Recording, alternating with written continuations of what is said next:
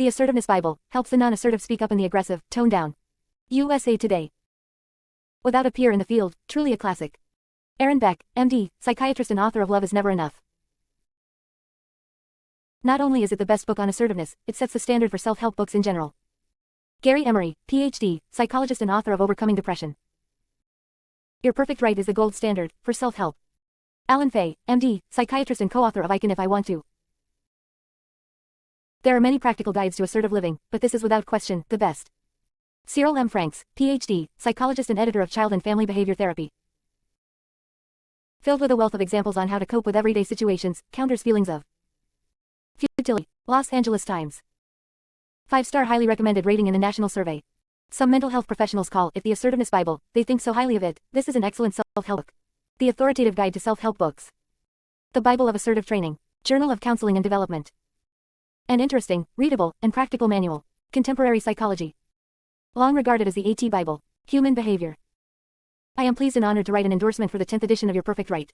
This was the groundbreaking book in the 1970s that first addressed how people can develop skills to improve relationships, problem solving, conflict resolution, and more effective communication and coping. Your Perfect Right is the best book written about this topic. The writing is articulate, the strategies practical, and the tone is hopeful and compassionate. I teach psychology, and have recommended this book and all of its new additions to 30 years of graduate students. I always receive rave reviews. I recommend it very highly. John Preston, PsyD, ABPP, Professor Emeritus at Alliant International University's California School of Professional Psychology. Your Perfect Right is truly a modern classic. In defining assertiveness within the guidelines of equality and non-aggressiveness, it serves as a manual for professional therapists and as a self-help guide for the public, and it has been a resource for a multitude of readers for almost a half-century. Gerald Lee Shapiro, PhD, Professor at Santa Clara University, licensed clinical psychologist, and author of Pragmatic Existential Counseling and Psychotherapy, When She's Pregnant, and Finding Meaning, Facing Fears. Alberti and Emmons have taken their classic contribution to the understanding of assertiveness and made it even better. This edition is chock full of clear examples that allow the reader to understand exactly what assertiveness is, and how it can be developed and enhanced in community members and professionals alike. They show how living an assertive life will lead to personal fulfillment without impinging on the rights of others. Of interest, they indicate that while the fundamentals have remained intact, as in using assertiveness skills to overcome anxiety and to express anger and love appropriately, there has been significant growth in application areas. Assertiveness has now spread to the world culture. Not limited to the mental health enterprise, it is now important for international business leaders, medical personnel, university students, teachers, IT workers, and parents. They also place some focus on assertiveness in important life situations such as intimacy and sexuality, family relationships, and when dealing with difficult people. Readers can expect clearly written text with many examples and worksheets to aid in the development of knowledge and behavioral skills. This book is a clear winner for all who want to live a better life. Howard Casino, PhD, ABPP, Professor of Psychology and Director at the Institute for the Study and Treatment of Anger and Aggression at Hofstra University. A 10th edition of Your Perfect Right. These authors are certainly doing something right, and this book amply deserves its longevity and success. Readers will find its up-to-date research and practical applications, from how to assert their rights without bullying to how to express anger without cruelty. Immensely helpful. Carol Tavris, PhD, co-author of Mistakes Were Made But Not By Me. How relationships depend upon individual responses to situations, whether personal or in the workplace. Alberti and Emmons have updated their work to acknowledge the increasing disruptions politically and internationally, and to help readers understand how to be assertive without being a bully. Carol Tavris, PhD, co-author of Mistakes Were Made But Not By Me. Healthy relationships depend upon individual responses to situations, whether personal or in the workplace. Alberti and Emmons have updated their work to acknowledge the increasing disruptions politically and internationally, and to help readers understand how to be assertive without being a bully.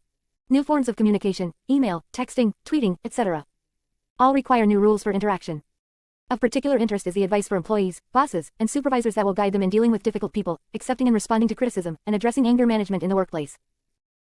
Gretchen Embati, PhD, Strategic Leadership Consultant with ROI Consulting Group. In this landmark 10th edition, the book that launched a movement toward self-confidence and equality delivers on every promise, and then some. Written with genuine warmth and wisdom, Your Perfect Right is still the gold standard for how assertiveness enriches your life and elevates each and every relationship. Nancy K. Austin, MBA, co-author of A Passion for Excellence. I've read each update of Your Perfect Right and this 10th edition is by far the best. Flip the cover and you'll discover a treasure chest of wonderful ideas to build strong relationships, overcome needless social anxieties, and advance your enlightened interests. You can do this without needlessly trampling on the rights of others. This Stand Up For Yourself book is a win-win for all. Bill Knaus, ed., author of the Cognitive Behavioral Workbook for Anxiety and founder of the Association of Procrastination Counselors and Educators.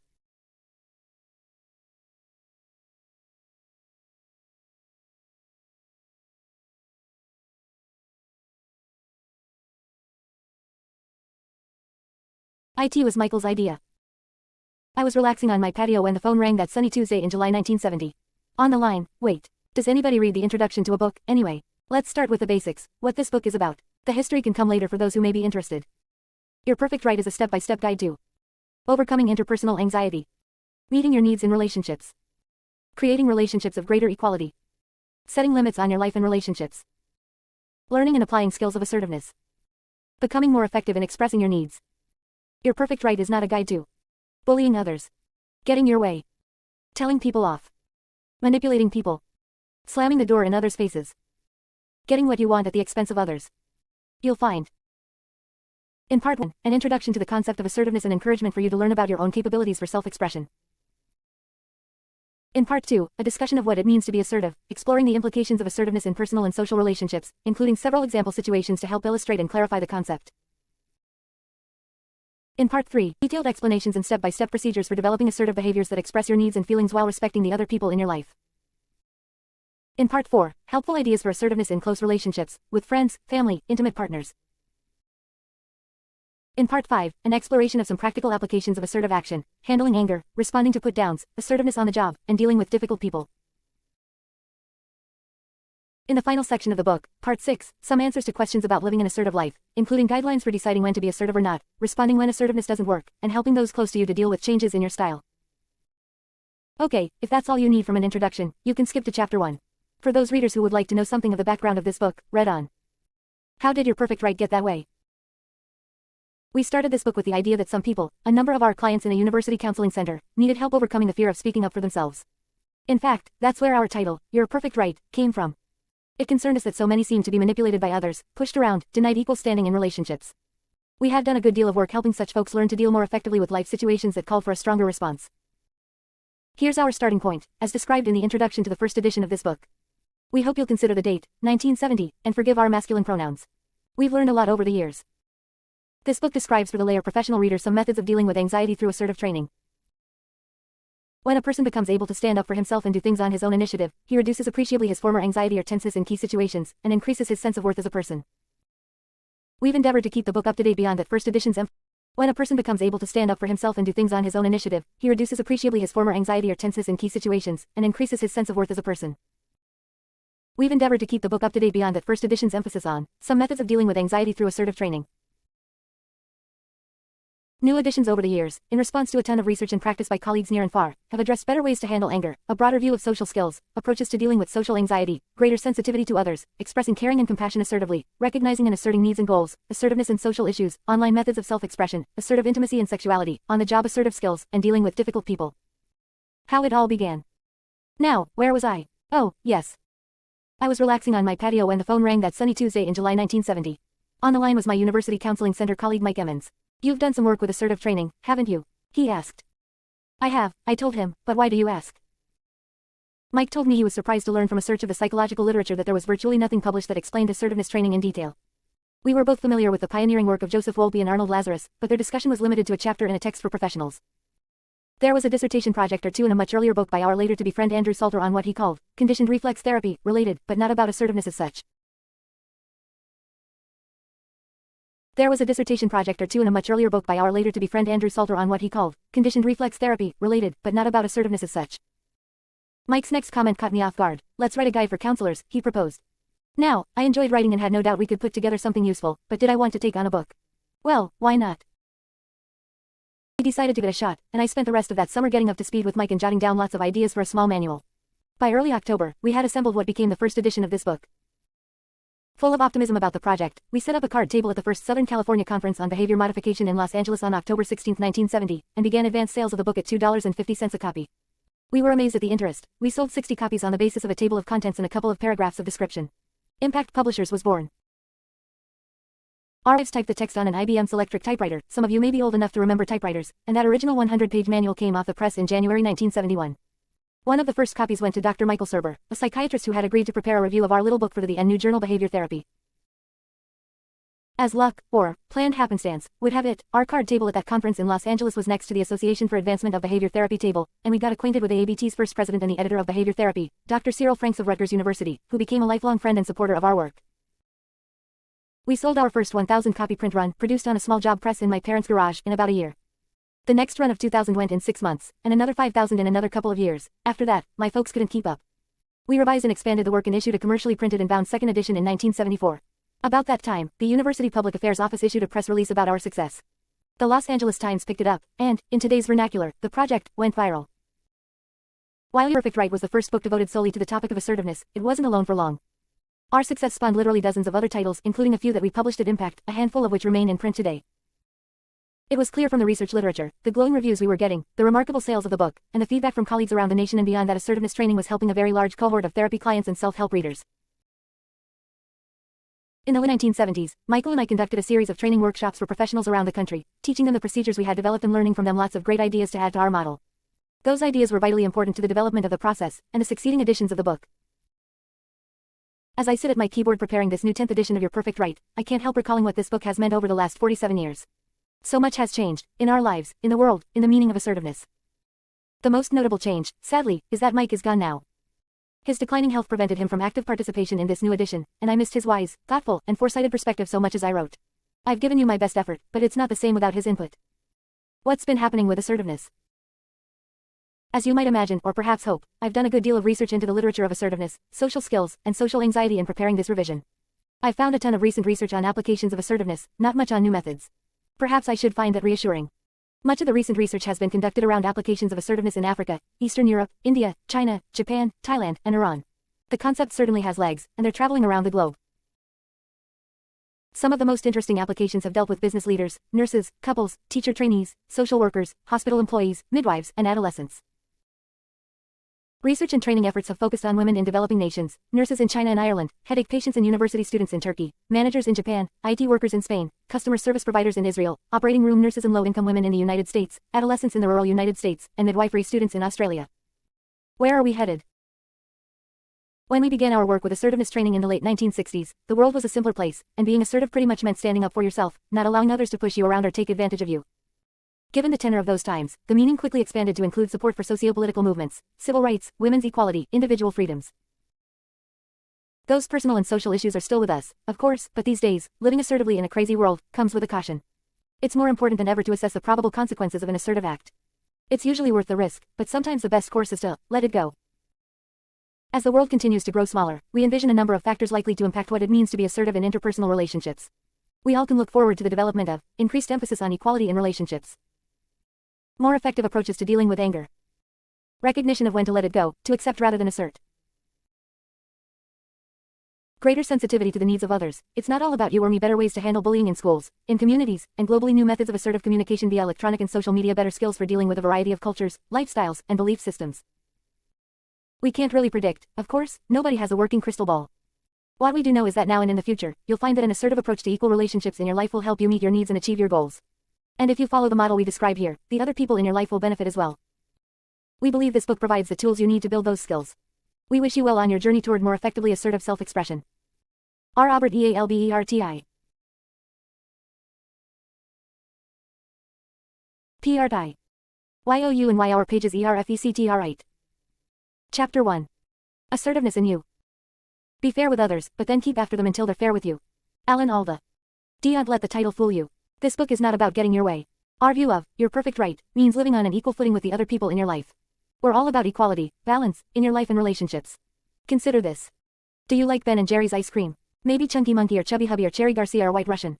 Hey, B&J, whatever happened to White Russian, anyway? Okay, it's a loaded question. Who doesn't like rich, premium ice cream? Except, of course, for those unlucky folks who are lactose intolerant. We ask because there's an interesting story behind Ben and Jerry's success in becoming an international brand. In 1984, after Ben Cohen and Jerry Greenfield had built up an enviable reputation in the New England states for their homemade product, featuring Vermont cows on the label, they came close to extinction. It was about that time that Ben and Jerry's ice cream really began to get noticed. So noticed, in fact, that Pillsbury, the parent company of Häagen-Dazs ice cream, began to tell its resellers they could not carry Ben and Jerry's if they wanted to sell Häagen-Dazs.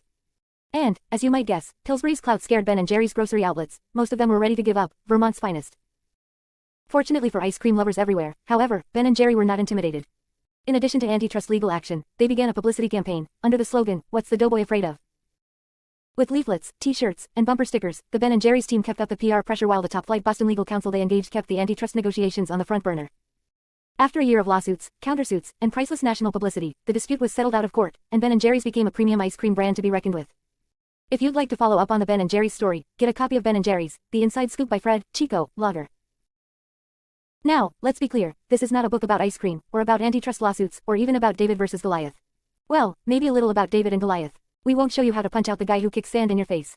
Nor will you learn techniques for pushing to the front of the line or even winning a lawsuit. If you're looking for lessons in how to manipulate others, you're reading the wrong book. We believe there's too much of that in the world already. Our purpose here is to encourage people, like you, to balance the scales, just as Ben and Jerry did with Pillsbury back in the 1980s. And the process we've developed over 5 decades will help you do just that. We advise assertiveness as a tool for making your relationships more equal, for avoiding the own-down feeling that often comes when you fail to express what you really want and need. This approach to human relationships honors everyone, helping underdogs to level the playing field and express themselves while respecting the rights of others. What's more, it works as well for conveying your positive feelings as it does for standing your ground. So, how does it work? The process itself is pretty straightforward. We'll teach you some basic principles, give you some examples, and present a series of specific procedures for you to follow. Your part, if you decide to try this approach, is to read carefully, learn to recognize your own feelings and needs, and give the steps we've outlined a try. Sound like a lot of work? It's not really, it just takes persistence and a determination to make your life better. Oh, and a little patience, it won't happen overnight. Here's an example of what we're talking about. Valerie looked at her watch, 7:15 p.m. She'd called Sean and left a message, but she knew he would be furious, or worried sick. Valerie's boss had appeared at her desk at 4:55 and asked her to get his report ready for the board meeting at 8:15 in the morning. It wasn't the first time. Feelings of anger, confusion, and helplessness can result from situations like this. What can you do? How can you express your needs and feelings when such frustrations come up? There are no easy answers, but there are answers, if you're willing to make the effort. It may require that you make some changes in your life. Changing yourself is challenging, but you can do it. We'll show you a proven step-by-step method for developing effective assertiveness and improving your relationships with others. If you follow it, we're confident it can work for you. Millions of folks have learned to express themselves more effectively and achieve more of their life goals using this approach. Incidentally, you may be amazed to learn, as we were when the research was first published, that our brains contain a remarkable system of neural networks that have a major influence on our social behavior. Neuroscientists have discovered some of the key patterns that are important to our ability to express our social emotions effectively. Assertiveness in your brain. Much research on brain development and function has appeared in the last 15 to 20 years. It turns out, researchers tell us, that one's capacity for effective social relationships develops very early in life and becomes virtually hardwired via neural pathways in the brain. Psychologists these days refer to those characteristics that we're more or less born with as temperament, very close to what used to be loosely referred to as personality. These social intelligence brain patterns focus mostly on 2 themes. Sensitivity to the feelings of others, for example, the ability to detect and empathize with the feelings of others. Behavioral skills for responding appropriately to those feelings, such as social skills. Those response patterns established early on in the brain are hard to change, but they can be changed. That means everyone can learn more effective personal expressiveness. It also means you'll need to take into consideration your own temperament and learning style. Those for whom sensitivity to the feelings of others is central will need to learn to recognize signals, social cues, from others and to discover how to detect and understand the needs, feelings, and behavior of other people. Interestingly, psychologists did a great deal of work in that area even before the brain patterns were measurable. Back in the 1960s and 1970s, we called it sensitivity training. Those who need to learn behavioral skills for responding appropriately to others' feelings will find that assertiveness, the skill you'll be learning about in this book, is central to one's repertoire of social skills. The brain research on social relationships is new, exciting, ongoing, and very complex. We'll have more to say about this work throughout the book. Who needs it? Jeanette was really upset when her neighbor came over and talked nonstop for 45 minutes about neighborhood gossip. Mostly, she was upset with herself for letting it happen, again. Is this stuff mainly for those, like Jeanette, who aren't able to stand up for themselves? Only partly. We wrote the first edition of this book in 1970 for folks who have that trouble, but we've learned a lot over the years, and one thing we now know is that everyone needs a hand at times in getting along better with others. If you're like most of us, your personal power is diminished every day, at home, on the job, at school, in stores and restaurants, and in club meetings, in ways both trivial and important. Many people find themselves at a loss for just the right action. How do you handle it when you want to say no to someone's request for a favor? You get a telephone sales pitch at dinner time. A coworker puts you down in front of your work group. Your spouse gives you a dirty look. A neighbor blasts his home theater until 3 a.m. One of your children snaps at you. Are you able to express warm, positive feelings to another person? Are you comfortable starting a conversation with strangers at a party? Do you have difficulty saying no to persuasive people? Do you sometimes feel ineffective in making your needs clear to others? Are you often at the bottom of the pecking order, pushed around by others? Or maybe you're the one who pushes others around to get your way. Assertiveness is a tool for making your relationships more equal. At times like these, we all need survival tactics, ways to respond that let others know something's wrong. Some folks swallow their feelings, say nothing, and remain upset. Others blast the offender with a punishing, put-down response. We think there's a better way. We endorse equality as a style. Not getting your way. Not getting back at the other person. And not turning the other cheek. We think the important thing is to affirm self-worth, both yours and the other person's. Although there's no one right way to handle such events, there are some basic principles that will help you to gain confidence and effectiveness in your relationships with others. You're going to learn those principles as you read this book. You'll discover how to develop and use tactics that are fair, leaving both parties with their self-respect intact. You don't have to intimidate others in order to avoid being intimidated. And you don't have to allow anybody to push you around. By learning to be assertive, you can deal with such upsets directly and honestly and keep everyone on an equal footing, most of the time, anyway. The text box on the next page identifies more of the kinds of everyday situations we're talking about. The assertive alternative. Travis and Linda were not sure if the waiter had forgotten them, was ignoring them, or was simply very busy. He had not been at their table for at least 15 minutes. And they had theater tickets.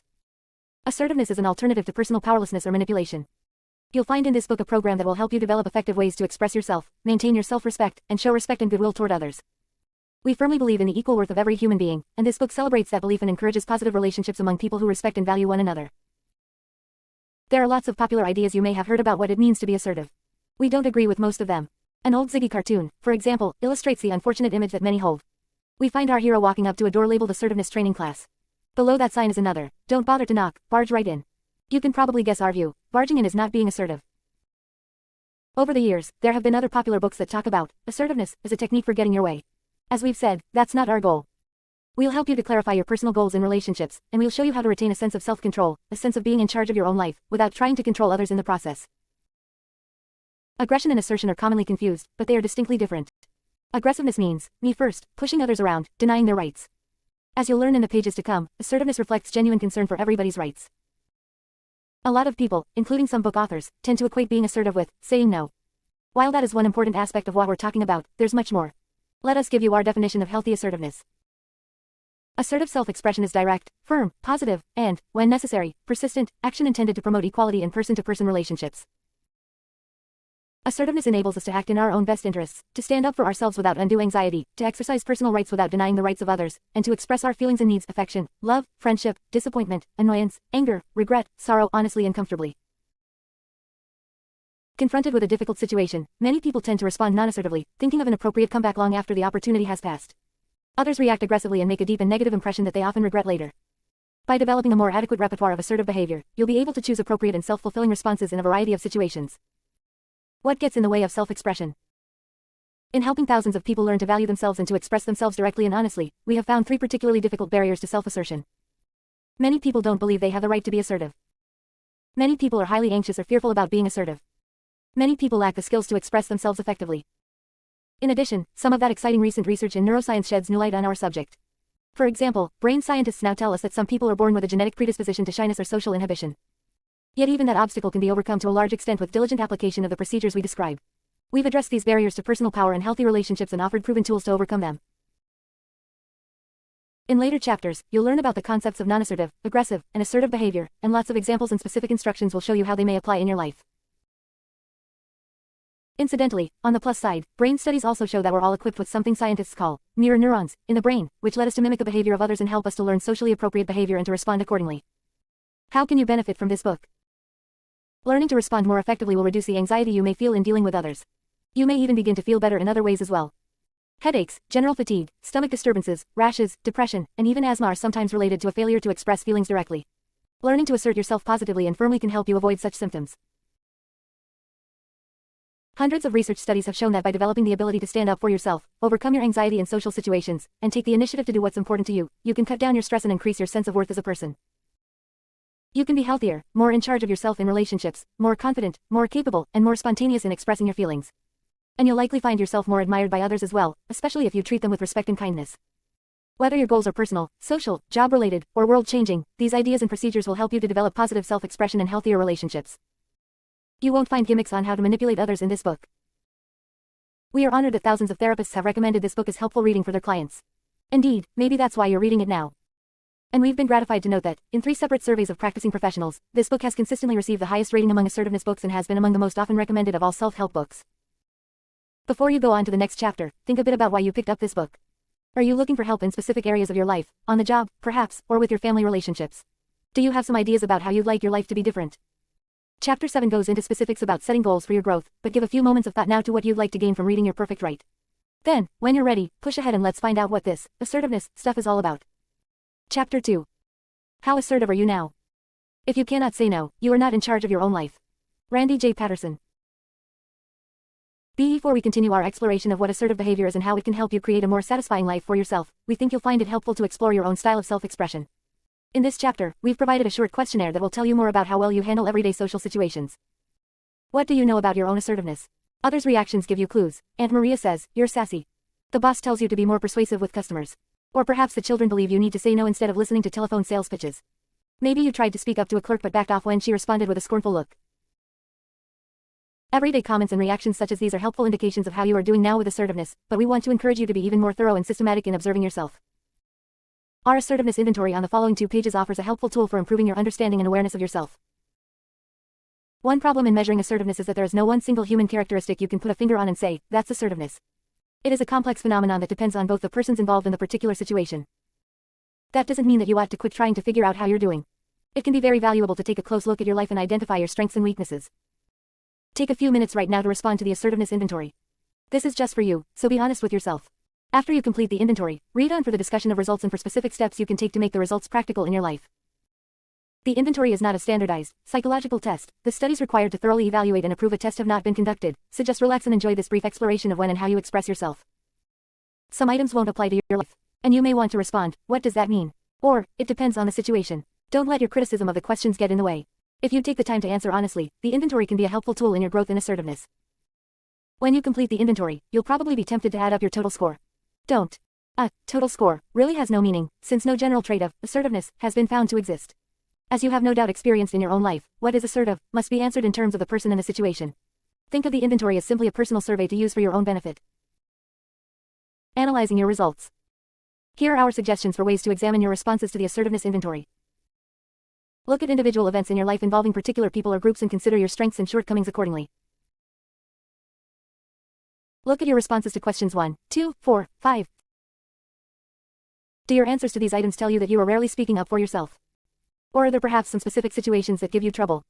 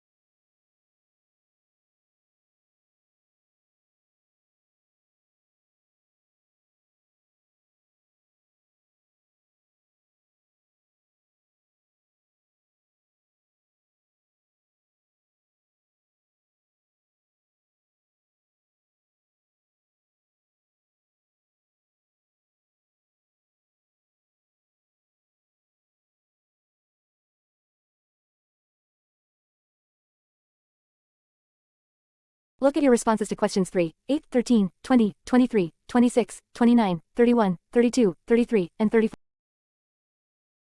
Most people confirm from completing these 3 steps that assertiveness is situational in their lives.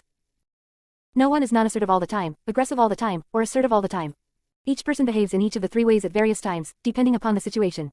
It is possible that you have a characteristic style that leans heavily in one direction. You may discover your own weak spot and thereby begin the process of change. Reread the inventory and write in your journal a discussion of your feelings about each item. Oops, we haven't talked about a journal yet, have we? Stay tuned, it's the subject of the next chapter. An example. Question 1. When a person is highly unfair, do you call it to attention? Response, 0. Discussion. I'm afraid that if I said anything, the other person would become very angry. Perhaps I'd lose a friend, or maybe the person would yell at me. That would upset me a lot. Go over all of the information you have generated from the preceding steps and begin drawing some general conclusions. Look specifically at 5 aspects of the information. What situations give you trouble? Which can you handle easily? Do other people in your life make it especially difficult to be assertive? What are your attitudes about expressing yourself? Are you able to meet most of your needs? Are your behavior skills up to the job? Can you be expressive when you need to be? What obstacles are in the way of your assertions? Are you afraid of the consequences? Examine these 5 areas carefully. Write comments in your journal, summarizing your observations of yourself. Spending some time now to think about these aspects of your own style of self-expression will help you to see your own needs more clearly, to set goals for yourself. More about goal setting in Chapter 7, and to determine where to go from here in your efforts to become more assertive when the situation calls for it. Chapter 3. Keep track of your growth. Where I was born and where and how I have lived is unimportant. It is what I have done with where I have been that should be of interest. Georgia O'Keeffe. We'd like to encourage you to begin your own process of growth toward more effective self-expression by starting a personal growth journal. Nothing fancy, just a simple device for jotting down notes about how things are going in your life as you take this journey toward greater assertiveness. A daily record of your assertiveness will help you judge your progress over time. After a few weeks, you'll find it provides a wealth of information about your ongoing assertiveness. We urge you to get a special notebook, pad, folder, or whatever, so you can record your thoughts, observations, feelings, and progress. Your journal entries can include self-examination, notes on your reading, goals, anything you'd like to keep track of. To help you get started, here once again are those 5 dimensions of your life that relate to assertiveness, situations that come up, people in your life, your own attitudes, thoughts, beliefs, and needs, your behaviors, and obstacles to expressing yourself. A sample page of your journal might look like this.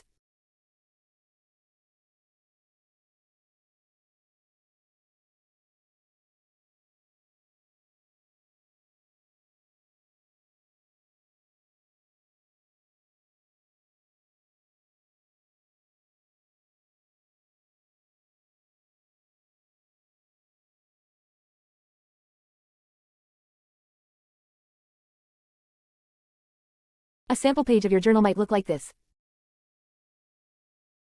If you keep it up regularly, your journal can become a very important tool, both to record your progress and to serve as a motivator to continue working on your personal development. As you undertake specific changes in your life, you might decide to become more thorough in your journal keeping. You may wish to refer to the assertiveness inventory. Which situations and people can you handle effectively and which are troublesome? Write down the results in your journal. Pay particular attention to any patterns in your life. Are you more assertive with strangers than with intimates, for example, or perhaps vice versa? Can you readily stand up for your rights but fall down on expressing affection? Do such factors as age, sex, or roles, for instance, authority of the other person make a difference? It is very difficult to accurately measure attitudes and needs, and it is particularly difficult to be objective about your own. Nevertheless, we encourage you to write down in your journal your feelings about your right to behave assertively. Look at the various situations and people in the definition of assertive behavior, Chapter 1, and in the situations described in the assertiveness inventory. For example, do you feel that it's okay to respond when a boss or teacher has criticized you? Evaluating your behavior is not as difficult but may take longer. In Chapter 8, we'll describe several components of behavior that are part of any assertive act. If you watch your own behavior carefully for a time, a week or more is a good idea, and record your observations regularly in your journal, you'll have a good idea of how well you do with eye contact, facial expression, body posture, and the other components. It may help to watch some other people you consider good models of assertiveness and to note in your journal some of their behavioral qualities as well. Obstacles may be the easiest area for you to keep track of. Most people want to act assertively, but there are many barriers that seem to make assertion difficult. Common obstacles within you fall into 2 categories. Anxiety, fear of the possible consequences. Maybe the other person won't like me, or will hit me, or will think I'm crazy. Maybe I'll make a fool of myself. Maybe I won't get what I want. I just feel anxious. Lack of skills. I don't know how to meet girls. How do I express a political opinion to my friends? I never learned how to show affection. Perhaps the most difficult external obstacles are the other people in your life. Parents, friends, lovers, roommates, and others have an interest in making it difficult for you to change, even if they believe they want you to be more assertive. Record in your journal those obstacles that you think are making assertiveness more difficult for you. Making your journal work for you. If you take the time and effort to keep a journal and, as you learn more about assertiveness, proceed carefully and thoroughly with your self-assessment, you'll find that the results will help to pinpoint specifically how you may want to change. At every point, of course, you may choose whether to carry this personal growth program further and what direction you will take. And choice is what it's all about anyway. Every week or so, carefully examine your journal entries, situations, attitudes, obstacles, people, behaviors, and notes.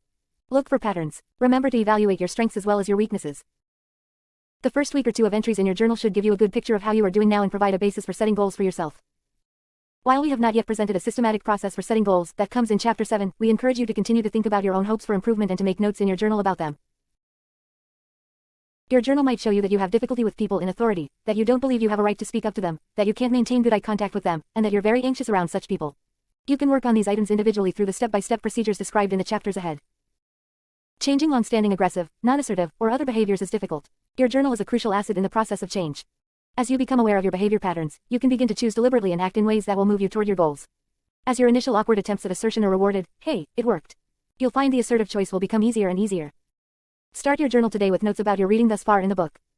Keep using your journal throughout your reading of Your Perfect Right and beyond to keep a careful record of how you're doing as you apply these concepts in your own life. Your journal will provide a series of benchmarks so you can watch yourself grow. It will help motivate you to work at your progress. It will remind you how far you really have come, especially valuable at those times when you begin to think you aren't getting anywhere. Reading your journal will reassure you that you are making progress, even if it is slow. Your journal will help you to be more systematic about your work on assertiveness. And it can make all the difference.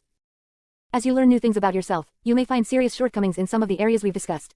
If so, you may want some professional assistance in reaching your goal. Particularly if you experience very high levels of anxiety about being assertive, we suggest contact with a qualified counselor, psychologist, psychiatrist, or other therapist. Your local community mental health center, college university counseling center, or professional society of therapists may assist you in finding someone to help. PR 2. DISCOVERINGASSERTIVENESS. Chapter 4. Who's Perfect Right? Between people, as among nations, respect of each other's rights ensures the peace. Benito Juarez. In an interview for his 2006 book Therapy's Best, therapist author Howard Rosenthal asked Your Perfect Right co-author Bob Alberti this question: are people more assertive now than when you first published the original 1970 edition? Bob's response offers a kickoff for this chapter's discussion of how we treat one another in an assertive society. It seems that we have, as a society, reached a point of much greater openness and freedom of expression. That may not be all to the good. Some folks have used assertiveness as a pretext for all sorts of uncivil behavior, misinterpreting the concept as if it gave them license for rudeness, road rage, and boorishness. Fortunately, that's not the rule, but I sometimes think we may have created a monster, despite our best efforts to teach a self-expressive style that is respectful of others. Up to now, you've been exploring what it might mean to you to become more effective in expressing yourself. Now let's take a look at some of the ways assertive actions fit, or don't fit, into a larger view of society. We believe and have long taught the concept that every individual has the same fundamental human rights as every other, regardless of gender, age, ethnicity, role, or title. That's an idea worth some thought. And if the notion of equality of human rights is not idealistic enough for you, here's another: equality is fundamental to assertive living. We'd like to see all people exercise their rights without infringing on the rights of others.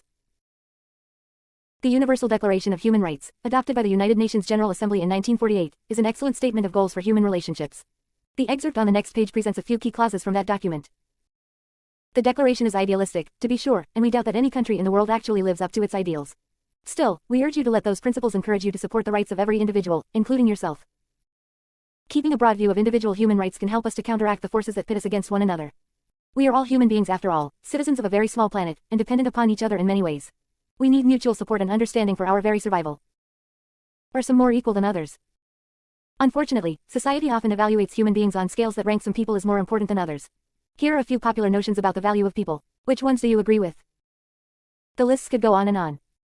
Many of our social and political organizations tend to perpetuate these myths and allow individuals in less valuable roles to be treated as if they were of lesser value as human beings.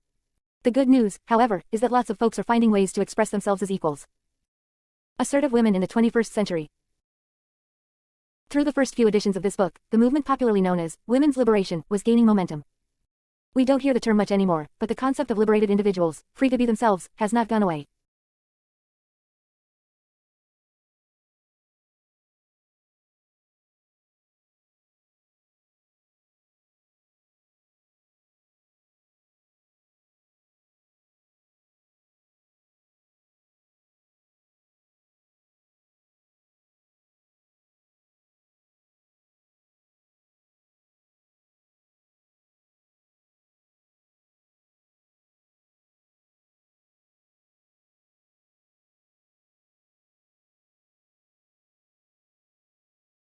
We don't hear the term much anymore, but the concept of liberated individuals, free to be themselves, has not gone away. An assertive, independent, and self-expressive woman is capable of choosing her own lifestyle, free of dictates of tradition, government, husband, children, social groups, and bosses. She may elect to be a homemaker and not fear intimidation by those who work outside the home. Or she may elect to pursue a male-dominated profession and enjoy confidence in her rights and abilities. In their excellent book The Assertive Woman, Stanley Phelps and Nancy Austin present the behavioral styles of 4 women we all know.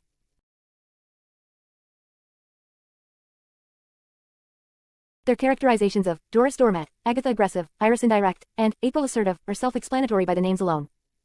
Yet, in describing the patterns of each, Phelps and Austin help us to gain a clearer picture of the social mores that have in the past devalued assertiveness in women. Agatha gets her way, though she hasn't many friends. Iris, the sly one, also gains most of what she wants, and sometimes her victims never even know it. Doris, although denied her own wishes much of the time, was once highly praised by men and by the power structure as a good woman. April's honesty and forthrightness may have created trouble for her at home, at school, on the job, and even with other women. In her sexual relationships, an assertive woman can be comfortable taking initiative and asking for what she wants, and thereby freeing her partner from the expected role of making the first move. She and her partner can share equally in the expression of intimacy. She can say no with firmness, and can make it stick, to requests for favors, to unwanted sexual advances, to her family's expectations that she do it all. As a consumer, she can make the marketplace respond to her needs by refusing to accept shoddy merchandise, service, or marketing techniques. A number of factors have combined to help women achieve long overdue gains that acknowledge their individual rights. The popularity of assertiveness training for women, including specialized workshops in management and other fields, has been a contributing factor. Women of all social viewpoints, ethnic and socioeconomic backgrounds, and educational and professional involvements, homemakers, hard hats, and high-ranking executives, have made phenomenal gains in assertive expression. As a result, the old ideal, which identified women as passive, sweet, and submissive, is no more. Today's assertive woman is an assertive person who exhibits the qualities we espouse throughout this book, and she likes herself, and is liked better for it. What's more, many of these changes are recognized around the world. This book and The Assertive Woman have been translated and published in China, Germany, India, Israel, Japan, Poland, and many other countries. According to press reports, although women continue to be subject to severe cultural and legal restrictions, even in some conservative Muslim societies women are making gains in personal and political equality. Men can be assertive too. We've enjoyed inviting audiences to imagine the following scene. John's day has been exhausting. He has washed windows, mopped floors, completed 3 loads of wash, and continually picked up and cleaned up after the children. He is now working hurriedly in the kitchen preparing dinner.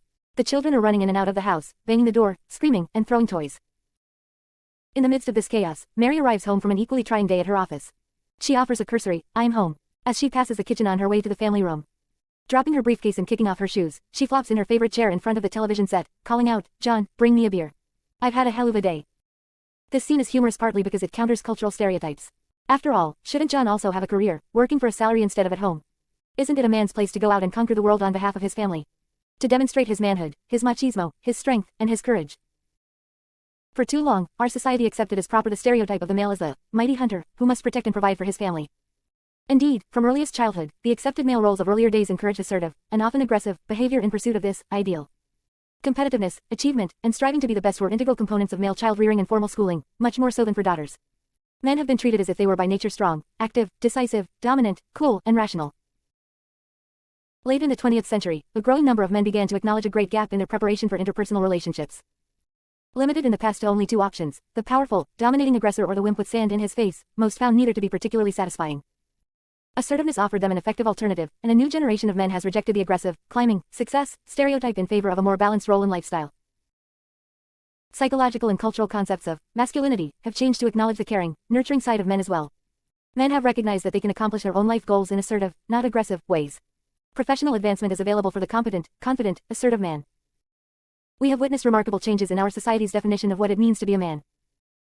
The emerging definition looks remarkably like the assertive man we have been encouraging for decades: firm but not pushy, self-confident but not arrogant, self-assertive but committed to equality in relationships, open and direct but not dominant.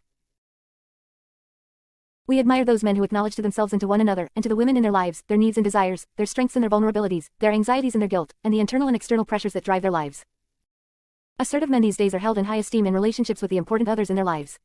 Family and friends are closer to and have greater respect for the man who is comfortable enough with himself that he needn't put others down in order to put himself up. The honesty of assertiveness is an incalculable asset in close personal relationships, and assertive men are coming to value such closeness right along with the traditional rewards of economic success. Researchers who have studied large groups of men over long time periods have noted that many men who live the aggressive style in their 20s and 30s found that the achievements thus gained meant little in their later years. The values of personal intimacy, family closeness, and trusted friendships, all fostered by assertiveness, openness, and honesty, are the lasting and important ones. Living in a multicultural, pluralistic world. The essence of our approach to assertiveness training has always been equality. The goal of this book is to foster better communication between equals, not to help one to be superior to another or to step on others to get her way. Open and honest communication, mutual, cooperative, affirming, is the process that can achieve the desired outcome of equality, a place for everyone. These days, however, that goal may be more challenging than ever before, as the world grows smaller. Globally, economic, political, and personal changes have led to more awareness of and direct contact with people of different cultural backgrounds. Every day, right here at home, most of us can see that the world is becoming a multicultural, mixing pot, to a greater degree than ever before. It's exciting and refreshing to see different faces, hear different languages, and encounter different lifestyles. At times, it can also be uncomfortable. At the time of this writing, fear of those very differences is widespread. Terrorism appears to be an ever-present threat, although its tragic results affect many fewer people than, every day, homicides in the United States. Tensions are high around the globe as dictators and despots in nations large and small jockey for position in the struggle for international power and influence. Extremists of every stripe exploit the latest technologies in pursuit of their zeal to disrupt the peace and sway the masses. And our politicians unfortunately play on those fears, knowing such a strategy will buy them votes. Although change far outpaces our ability to keep track, no other nation today has the cultural diversity of the United States. California is in the forefront of the interface of cultures but is by no means alone. In fact, more than half the populations of California, Hawaii, New Mexico, and Texas are people of color, including Hispanic, Latino, African American, Asian, Native American, and other ethnic groups. In the public schools, a microcosm of the larger society, teachers of English as a second language face a sea of faces from dozens of diverse cultures. In one Los Angeles school, a reported 22 different languages are spoken. As California's multi-ethnic population has grown, similar population changes are occurring throughout the United States. Can we all live together? Do we respect and value one another? Or are we threatened by the entry of each newcomer, each foreigner, each person who is different, each believer in a different God? Protection of human rights, equality of treatment, and respect for individuals regardless of ethnic or personal traits. The more we can become aware of and understand and accept one another, including those who are different, the stronger we will be as individuals and as a nation and world. How different is different? When people think about other cultures, they commonly assume that all people from a culture behave in the same way. UCLA professor Stephen Lopez told us a few years ago that, for too long, understanding people of other backgrounds has meant lumping cultural groups together and ignoring individuals. Such stereotyping creates barriers, it doesn't erase them. We hear stereotypes about other cultures all the time. Here are a few. In some cultures, if a woman smiles at a stranger, it has sexual implications. African American males do not like to maintain eye contact in conversations. The male rules the household in the Mexican American culture. Saudi Arabians stand very close and seldom use their right hand when communicating. In some cultures, the death of a loved one is a joyous occasion. Can it be that all people from a certain culture, or all women, or all teenagers, have the same beliefs? Or act the same way? Of course not. And such stereotypic assumptions are as dangerous as they are false. We get into trouble when we assume that all people from any group behave in the same way or share the same beliefs. The catch is that it's equally false, and dangerous, to assume that people are people, and deep down we're all alike as human beings, regardless of our groups. Culture, gender, and age are important, and to understand an individual requires that you acknowledge these vital characteristics, and treat her or him individually.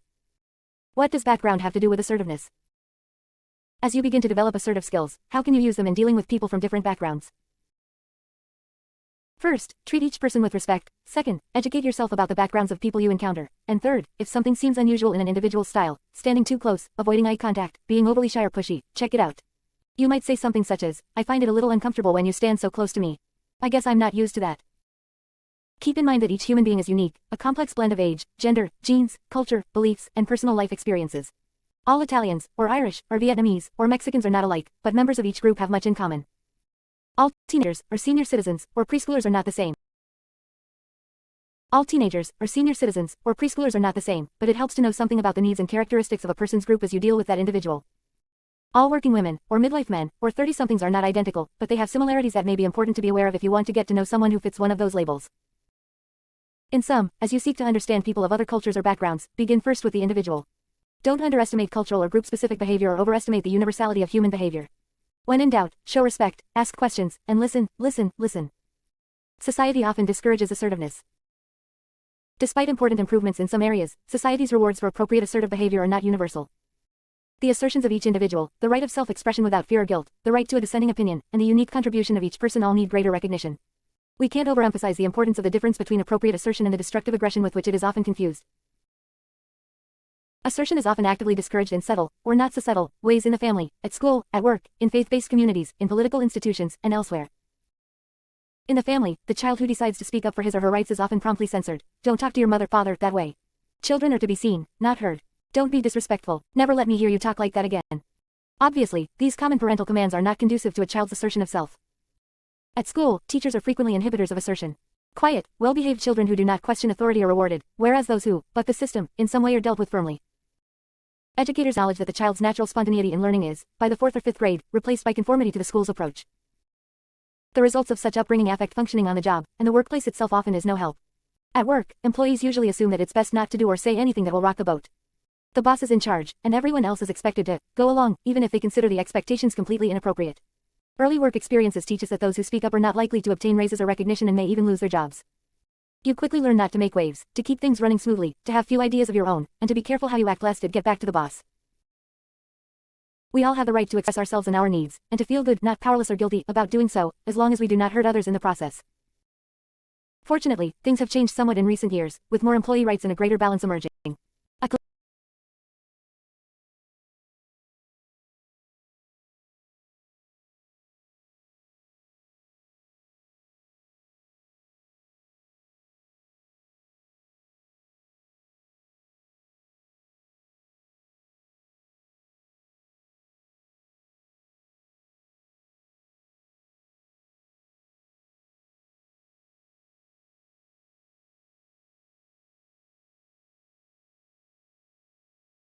A collegial atmosphere now pervades high-tech firms.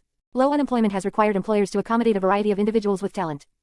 Many people work at home, as independent contractors or telecommuters, for virtually all of their working lives. In many work environments, employees no longer fear speaking out on the job, but whistleblowers, those who openly report unfair, unethical, or illegal activities in the workplace, are often shunned and rebuked, in spite of laws allegedly protecting them. There are still many influences that suggest it's best to be non-assertive at work.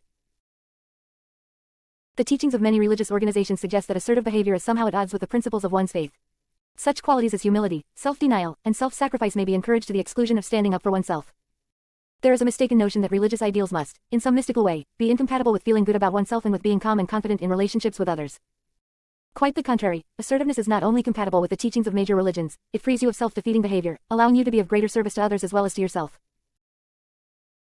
Political institutions may not be as likely as the home, school, or workplace to influence the early development of assertive behavior, but political decision-making still remains largely inaccessible to the average citizen. Nevertheless, it is still true that the squeaky wheel gets the grease, and when individuals, especially when they get together in groups, become expressive enough, governments usually respond. Of course, since September 11, 2001, restrictions on civil liberties such as the USA Patriot Act have made it more hazardous for individuals, and even groups, to express dissent from government policies, even in the free speech United States. We have been gratified to see the growth and successes of assertive citizen lobbies. Minority, children's and other rights movements, MoveOn.org, Public Citizen, Common Cause for Political Reform, AARP and Grey Panthers, for Older Americans and the various tax reform movements are powerful evidence that assertion does work. And there may be no more important arena for its application than overcoming the sense of, what's the use? I can't make a difference, which tends to pervade the realm of personal political action. Social institutions change slowly. Colleges and universities, governments, political institutions, and international conglomerate corporations often resist change until conditions become so oppressive that some people consider it necessary to become aggressive in pursuit of their goals. Sadly, they may take to the streets in aggressive protest, vandalize property, or even hurt other people in order to make a point. Yet such institutions tend to dig in and resist violent change. They are most likely to respond favorably to persistent assertive action. Those who have been carefully taught by family, school, and society not to speak up or demand their reasonable rights may feel powerless to express themselves or highly anxious when they do stand up to be counted. We look forward to the day when most families, schools, businesses, religions, and governments encourage individual self-assertion and stop limiting self-fulfilling actions. We love it when frustrated individuals and groups seeking change develop assertive alternatives in pursuit of their goals. After all, each of us has the right to be and to express ourselves and our needs and to feel good, not powerless or guilty, about doing so, as long as we do not hurt others in the process. Chapter 5. What it means to be assertive. There are three possible broad approaches to the conduct of interpersonal relations. The first is to consider oneself only and ride roughshod over others.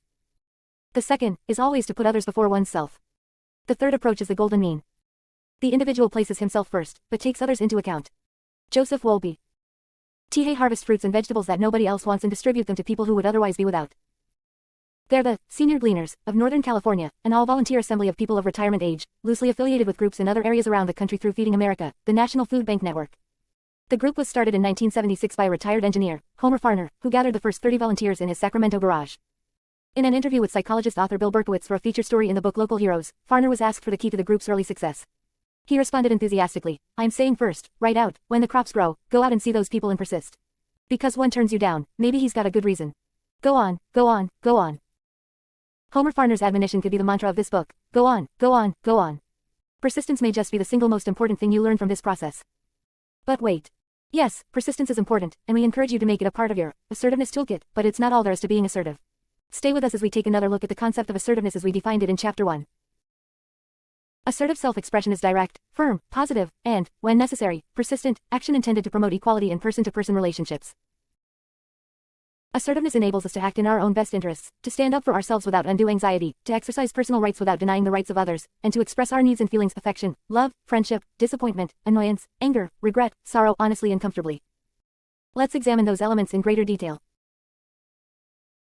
To be direct, firm, positive, and persistent means to express your thoughts and feelings spontaneously, directly to the persons involved, firmly enough to make your point clear, and persistently enough so others recognize you're serious about it.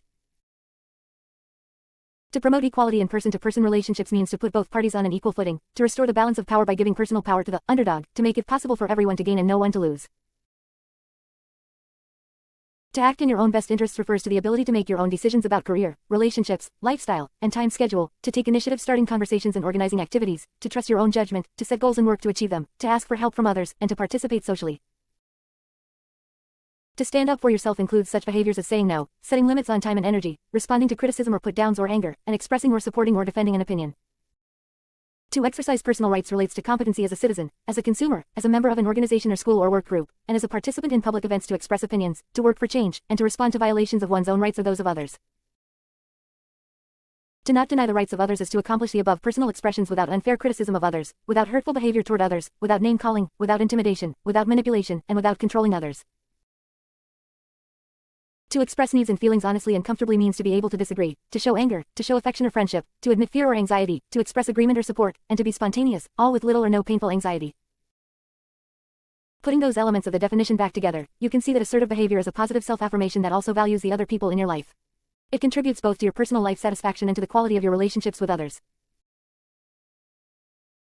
Studies show that, as a direct result of gains in self-expressiveness, individuals have improved their self-esteem, reduced their anxiety, overcome depression, gained greater respect from others, accomplished more in terms of their life goals, increased their level of self-understanding, and improved their capacity to communicate more effectively with others. We can't promise any specific results for you, of course, but the evidence is impressive. Assertive, non-assertive, and aggressive behavior. We get a lot of mixed messages about appropriate behavior these days. Conflict between what's recommended and what's rewarded is evident in many areas of life. Ideally, each of us should respect the rights of others. And the public comments of most political leaders frequently repeat that ideal. But what about the real world? All too often, parents, teachers, and business, government, and other institutions say one thing and do another, contradicting these values in their own actions. Tact, diplomacy, courtesy, refined manners, modesty, civility, and self-denial are generally praised, yet, realistically, to get ahead, it seems to be pretty much acceptable to step on others. Athletes, example, are encouraged to be aggressive in competitive sports, perhaps even to bend the rules a little. That's swinged it because winning is the only thing, right? It's not important how you play the game, it's just important that you win. So, how to deal with these mixed messages? We believe you should be able to choose for yourself how to act. If your polite restraint response is too strong, you may be unable to express yourself as you would like. If your aggressive response is overdeveloped, you may achieve your goals by hurting others. Freedom of choice and self-control are possible when you develop assertive responses to situations you have previously handled non-assertively or aggressively. Throughout the 9 editions and nearly 5 decades of this book's history, one of the most popular and frequently reproduced sections has been our simple chart contrasting assertive, non-assertive, and aggressive actions. The chart on the next page helps to clarify the concepts by displaying several feelings and consequences typical for the person, sender, whose actions are non-assertive, assertive, or aggressive. Also shown for each of these actions are the likely consequences for the person toward whom the action is directed, receiver. As the chart shows, a non-assertive response means that the sender is denying self-expression and is inhibited from letting feelings show. People who behave non-assertively often feel hurt and anxious since they allow others to choose for them. They seldom achieve their own needs and goals. The person who carries a desire for self-expression to the extreme of aggressive behavior accomplishes goals at the expense of others. Although frequently self-enhancing and expressive of feelings in the situation, aggressive behavior hurts other people in the process by making choices for them and by minimizing their worth. Aggressive behavior commonly results in a put-down of the receiver. Rights denied.